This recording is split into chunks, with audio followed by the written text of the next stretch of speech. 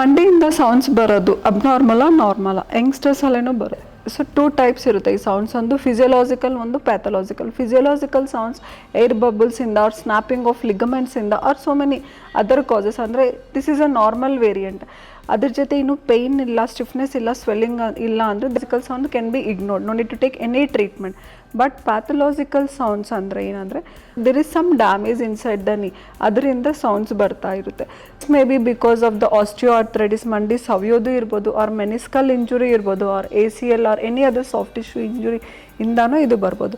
So if the pain is associated with this sound, ಅಂದರೆ sound ಜೊತೆ pain ಇದ್ರೂ ಇಲ್ಲ, ಸ್ಟಿಫ್ನೆಸ್ ಇದ್ರೂ ಆರ್ ಎನಿ ಅದರ್ ಸ್ವೆಲ್ಲಿಂಗ್ ಇದ್ರೂ, then that should not be ignored. We have to consult a specialist.